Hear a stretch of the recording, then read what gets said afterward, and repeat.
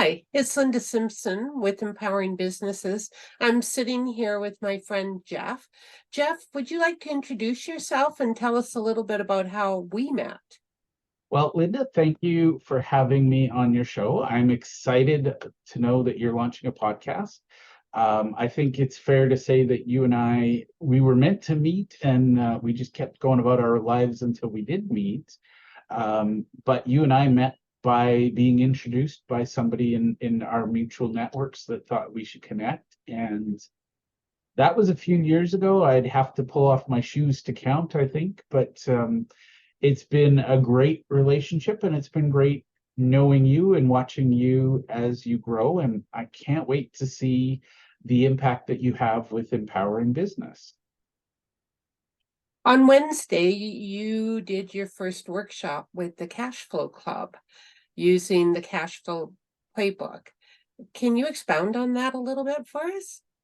Absolutely. So first and foremost, I'm going to explain why I created the Cash Flow Club and why you and I are going to collaborate on this going forward. Honestly, I'm sick and tired of watching businesses fail. I've seen many small businesses they didn't have a chance coming out of the gate. And I realized that it's not about, just an empty building on Main Street or another for lease sign. It's families and lives torn apart. It's dreams that are shattered.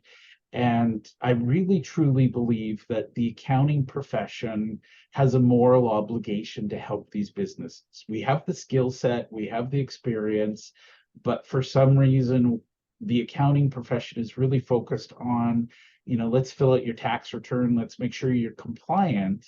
There's not enough conversations about how do we make sure your business grows. So the workshop was just our little introduction. And I firmly believe that there are three areas every business should focus on. One is, how do we make sure we've got the inbound incoming cash flows so that we can, pay our bills and we can grow. The second thing is we need to work on our outbound cash, managing the money that we do have. And then the third area is managing our cash flows. So we're looking at saving, investing.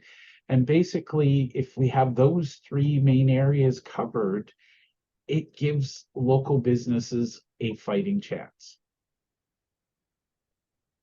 Now, if someone wanted to watch that workshop that you did launched, is there a place they could go to get a copy of it?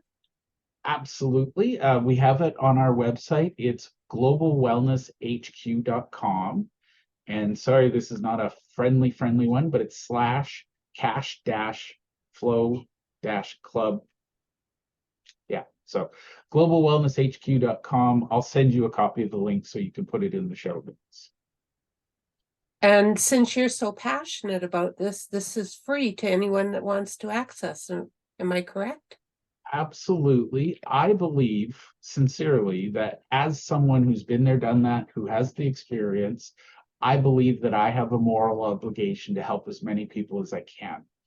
And the reality is I can't help everyone, but this video that I created, and thank you for playing along and participating in the video, we're going to do regular workshops. We're going to share the Cash Flow Club playbook, which is more or less the guide to the video. So if you prefer to read, you can read the playbook.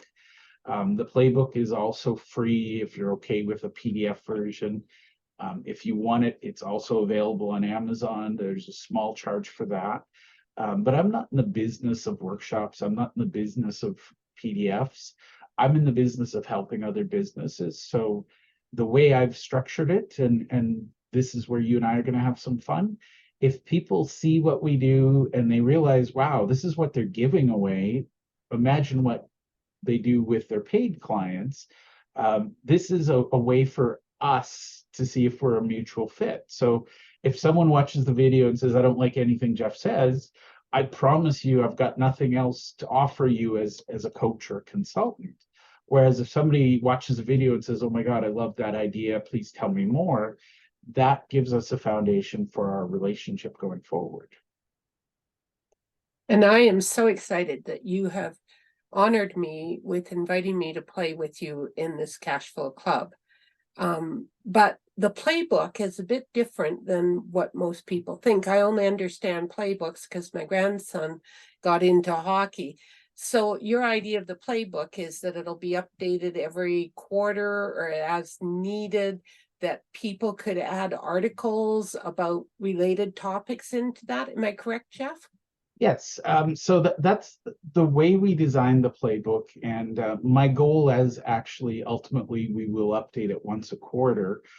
In the short term, this year we're probably going to update it at least monthly, and the reason it's changing is, and the reason I deliberately picked the word playbook, the goal of a playbook is, in terms of sports, you create the plays that consistently work. It's a system for business. It's a system for success on the ice or on the field. But basically, the goal of the playbook is to show things that work today. And it's arrogant of me to think that the thing that works today is going to work 10 years from now. Who knows what the business landscape will be. So we're going to be adding content, not just from us, because if you're very smart, you know a lot about cash flow. I'm very smart. I know a lot about cash flow, but we don't know everything. So we're going to be bringing in what we call key strategic partners. There's different areas of the business. There's marketing, there's sales, there's operations, there's finance. We're going to bring in the best people that we can find to share ideas and strategies with our people. So the goal, my vision of the playbook is that every new entrepreneur will get handed a copy of it by someone who they trust or who knows them or who cares about them, and says, the average business has a 20% chance of success in the first year. Let's raise that number as high as we can for you. So I believe the playbook, I created it as a labor of love to help businesses. You and Robin coming in and partnering, you're going to add your layer of love to that as well. But ultimately, we just want to see businesses thriving. And there's a multitude of sites, and there's, now that we've got AI creating content, there's a lot of noise out there, and it's really hard for the bricks and mortar business to say, yeah, what do I need to do today to succeed?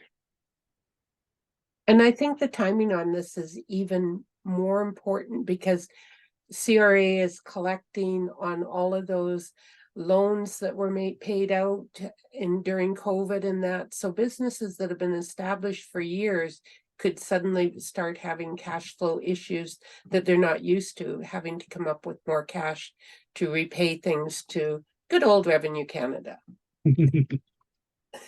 So I noticed when I asked you to talk about how we met, Jeff, you sort of skipped how we truly met. But thank you. Quite a few years ago, Jeff approached us about being our business coach. And, we were an accounting, bookkeeping firm. We were teaching our clients this, but we weren't doing it in our own business. We weren't looking after our own business. We were so busy helping our clients with their business that we didn't do it. And because of that, our business did become a real success story, and we have recently sold it.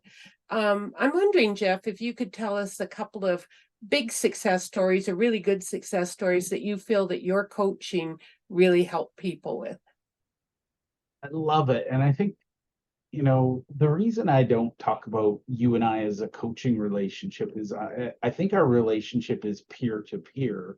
And honestly, working with you and Robin has been one of the great joys in my career, and it's been one of my success stories to see the two of you realizing that you are coaches. And that's, I think, one of my favorite. So I'm going to turn it around and say you two are one of my favorite success stories, because yes, you did the work, you put in the work. But as you were learning lessons, it was fun to watch the light go on, and you were like, oh my God, we tell our clients to do this all the time. So one of the things I'll say is a good coach is just a mirror. We reflect back what is, and we just help you figure out what is more important, what needs to be focused on. So my favorite stories are when somebody, and I have a lot of clients that have had some fun successes. My biggest success story every single time is when somebody says, okay, I've been doing this, whether it's accounting or, and then they step into the role and say, but now I want to be a coach. And to me, that's the ultimate, I believe that people get really good at things. And the only way they get better at those things is to start coaching others. So to watch you and Robin evolve into coaches, that's going to be one of my favorite journeys. And I love that I have a front row seat to it. But the real success in that, and I think Robin mentioned it a while ago, was, you've been in business for a long time, and now this is a new venture, and it's the freedom of building it with intention because you're not up against the wall. You're not worrying about that first, when do we break even? When do we generate profit? It's knowing that in your hearts, solving cash flow for yourself helps you help other people. So to me, that's my biggest win, is watching you and others like you realizing that moment when your career, your business, your profession is your passion, and therefore it's something you can teach others to be passionate about and to thrive through. Conversely, could you highlight one or two failures and why that you felt that they failed? That is a fun question. I think I would say one of my biggest lessons in life was watching somebody close to me who bought a business, and they ignored all of the advice they were giving their clients. They had ignored all the advice I was giving them, and they stubbornly just kept, I'm going to quote Einstein and his definition of insanity, doing the same thing over and over again and expecting a different result. And it was amazing. Literally, I saw $1 million business get torn down to $500,000 within 3 months. And within 6 months, she was out of business. And it was fascinating because she got really busy being busy. And I'm not kidding, but she was too busy to take the call of her clients. So clients would call in and say, hey, I'd like to talk to the owner. And well, tell him I'm busy. And I'm not kidding. I'd be sitting there in the office watching her debate, which color do we paint the walls? She got really obsessed with which color of flowers needed to be in the lobby. She spent a month picking artwork for the walls, and guess where she was? She was out shopping for artwork. Meanwhile, the receptionist is, getting a stack of phone calls that went unreturned. And what I realized in her case was she thought she was in the business of selling time, and I'll sell time when I'm ready to sell time. She forgot that she was in the business of serving her clients. Mm-hmm. So I think it was both. I mean, it was fascinating to watch, but it was just like watching a train wreck, and you wanted to look away. Yeah. And it was avoidable. And that's the part that pains me is, I kept saying, look out, the bridge is out, the bridge is out. And she's like, what? And she just kept foot on the floor straight through. And, she lost her home. She had a cottage somewhere in ski country. She lost everything. Yeah. And so I think the big lesson I took away from that was, no matter what you think you do, if you don't have customers, you're not in the business of anything. You got a hobby or a job or something, but, customers pay the bills. They keep your lights on. Find ways to add value to them. Yeah. It's so important not to lose sight of how you got to the first million. Yep. Right? So important. When you were coaching us, you used another tool after a few years, couple years, where you created a mastermind group. And I really enjoyed the mastermind group. And every so often, I used to hear the word mastermind and I'd go, yeah, that's for the big boys, right? First of all, I'm not one of the boys, so I always struggle with that. But I never thought of myself as one of the big boys. Can you talk a little bit about mastermind and how it isn't just for the big boys? I love it. And I'm going to define mastermind because personally, I think that's the word that's abused the most. It's almost as badly abused as networking. And really, if you define what it is, that makes it easier for people to understand it. Really, truly, a mastermind at its core is when two or more people come together to solve the problem. And if you think about it from that perspective, mastermind is the oldest social tool we've had. When the first cave people came together and gathered around fires and they debated, where's the best place to go hunting elk or caribou, that was a mastermind. So a good mastermind, and I firmly believe everybody needs to be at least part of one, if not three masterminds. But all a good mastermind does is bring like-minded people together, focused on solving a specific problem or taking advantage of an opportunity. So if you think about church groups, they're masterminds. If you think about rehab clinics, anywhere, back in my college days, if you broke up with someone, you get together with your buddies and you try to figure out how to meet the next someone. A mastermind is just humans helping humans. So it's one of those, if you do it right, it's exponential. Because here's the thing, individually, Linda's really smart, Jeff's really smart. Collectively, I'm going to use the words from the old days, but basically, when you bring two brains together, there's this third mind that's created where all of our ideas contribute and we get to be smarter because of it. Napoleon Hill is one of the first people to really talk about masterminds and how they lead to success. But the reality is, when you're going through a problem, let's say you're an entrepreneur, a lot of people say, oh, I don't want to air my dirty laundry in public. But if you're an entrepreneur, you are only going to solve the problems with the ideas you have at hand. Now, if you bring in an accountant or an advisor or a coach, all of a sudden you have a broader array of options. Now, a good mastermind, when you have a dozen people, just imagine how quickly you get through things because collectively you're using the leverage and the experiences of a dozen people.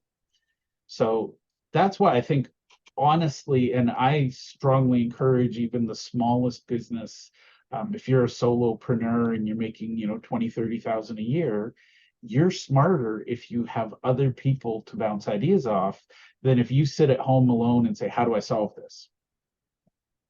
So to me, that's one of my secrets. I've done this for pretty much my entire adult life. When I have a problem, I reach out to people I know that have solved that problem. And I say to them, hey, can I get your perspective on this? Now, if you have a group of people like that, yes, you're sharing your dirty laundry with strangers sometimes, but a good mastermind, you've got some ground rules, there's confidentiality around it. Over time, those strangers become your trusted advisors. So I think there's three masterminds, and then I'll stop ranting because this is my favorite soapbox. Everybody should be part of a mastermind if you want to learn something. So I don't care if you want to learn, how to cook, how to sew, how to hunt. You're better if you learn in a group than if you learn on your own, because you'll learn faster. If you don't believe me, look at public schools. We don't have one-on-one classrooms, we have one-on-many. So learning things is a great place to do that. Bring together people who want to learn the same things. You look at martial arts, people learn best in groups. Those are some examples. Every business should be part of a mastermind focused on how do we get clients. That's where we talk with strategic partners and we bring people together. And then my favorite one is, if you're in business, have a mastermind with your favorite clients and have them tell you what they want from you. Because most people, they build businesses in a vacuum. They have this inspiration, someplace quiet, alone in the shower, driving at night or whatever. And they go, oh, I'm going to make $1 million off of this. But then they never ask people, is this something you'd pay for? So a good mastermind, you're going to bring your best clients together and you're going to say to them, how else can I add to the value to your life? What problems can I solve? And I just think that one good thing that COVID did, if there was a good thing, is it really made Zoom and online meetings so accessible and the norm. So now, if you're a plumber or whatever, you can pop on and have a little mastermind for half an hour before you actually go to work and go out and make your money, but get some financial or coaching along the way, some problem solving. It's huge, right? And I really think that the financing part of the world coming up is going to be one of the big topics, which is why cash flow is so critical. Did you record the question and answer period yesterday at the end of or the other day at the end of your cash flow?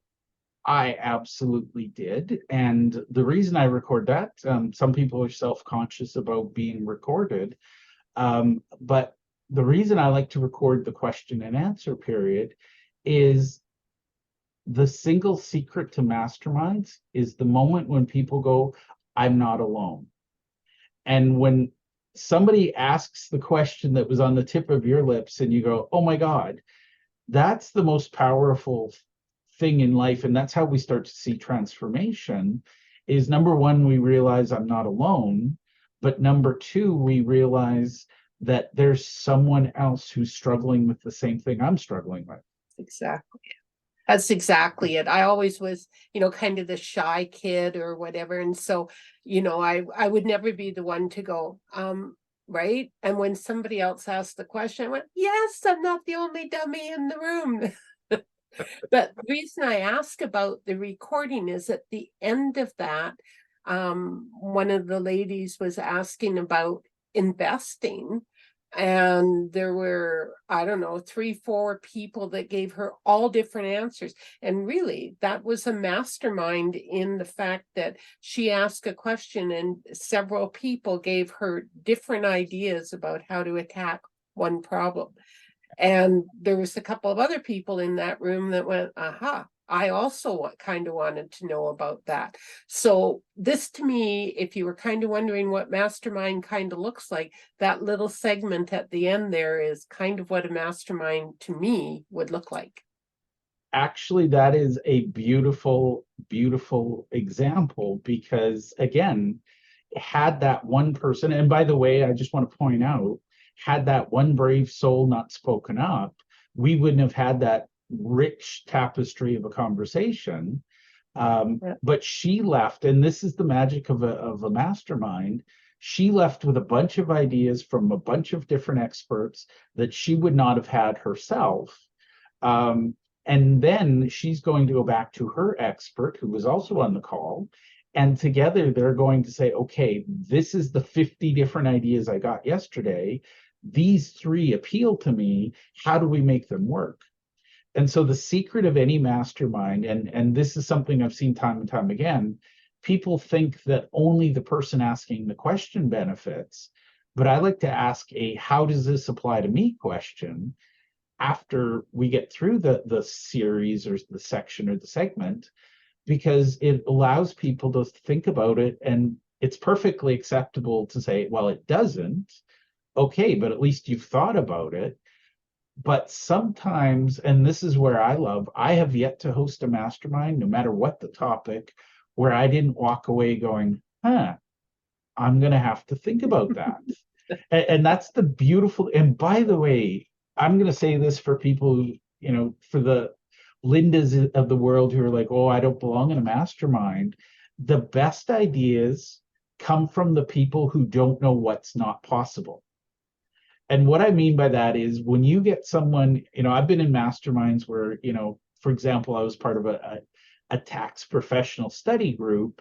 And everybody sat around quoting sections of the Income Tax Act, and everybody knew what was possible and what wasn't possible.